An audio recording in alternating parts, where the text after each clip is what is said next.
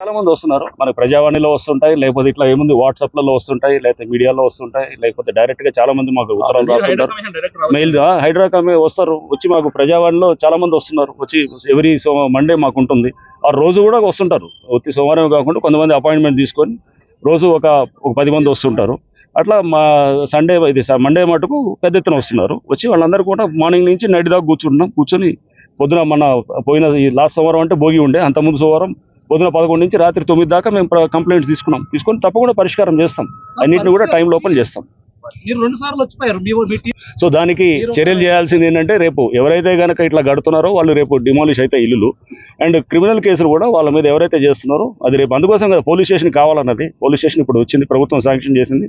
రేపు వాళ్ళందరినీ కూడా అరెస్ట్ చేసి జైలుకి పంపిస్తే వెనకాల నుండి చేస్తున్న వాళ్ళు అప్పుడు తప్పకుండా ఇది తగ్గుముఖం పడుతుందని అనుకుంటున్నాం. ఎవరైతే ఇక్కడ అధికారులు నిర్లక్ష్యంగా ఉన్నారో వాటి మీద కూడా మేము తప్పకుండా ఒకసారి మొత్తం ఫ్యాక్ట్స్ తీసుకున్న తర్వాత గవర్నమెంట్ కి మేము నివేదిక రూపంలో వాళ్ళకి కూడా తెలియదు.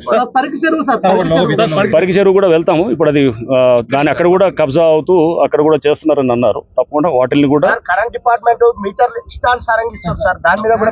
చేద్దాం. అది మేము గవర్నమెంట్ కి రాస్తాము. అది మా పరిధిలో లేని అంశం కాబట్టి నేను తప్పకుండా ప్రభుత్వానికి నివేదిస్తాను.